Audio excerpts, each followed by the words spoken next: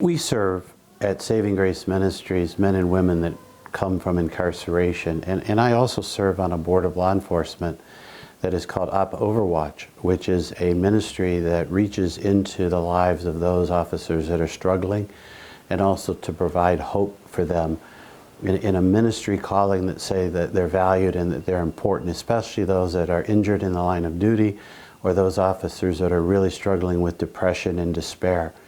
Pastor Jerry from a church in the region, he and I speak regularly, and we were both sharing in June that tension that existed in our lives. He called me one Monday morning after having a real unction in his spirit during a church service that he saw the men of Grace House and women, the parolees we work with, coming into a room with law enforcement. My first response was, well, that's not gonna happen.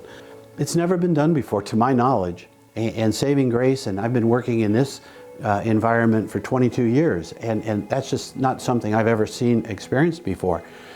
And so we had permission, and Officer Steve Ritchie attended that night, an officer from Lockport who I've come to know and deeply respect. He told a story of forgiveness after having been shot as a police officer in the line of duty. What does forgiveness give the forgiven? That's a good question, because it's like somebody said, well, why does Frankie need your forgiveness? Why does he need our forgiveness? He has Christ's forgiveness. Because that's the human side of our heart. We want people to understand that we really are sorry for what we did.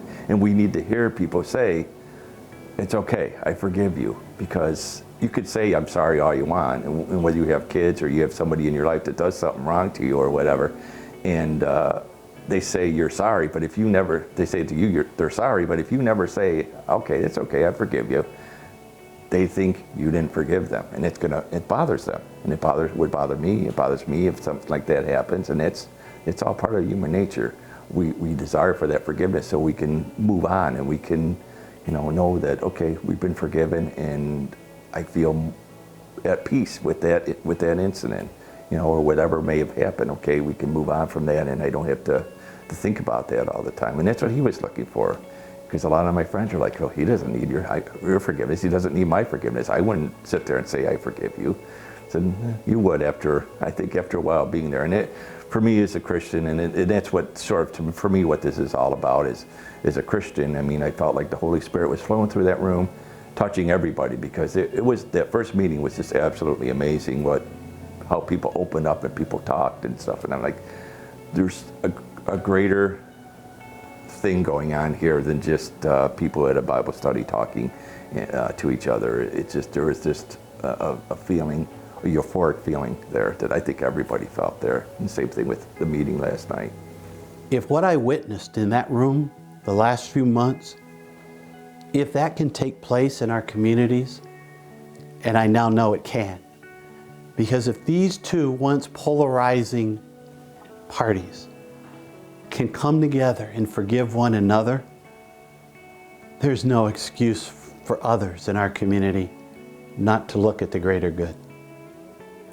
And I hope and I pray that as others listen to this message of forgiveness, that we reach deep down inside our souls and we think about those that we work with, those that we lead, elected officials, and we look at our enemies or perceived that we have differences with, and come to the table and say, what can I lay down as a burden, and how can I lift you up?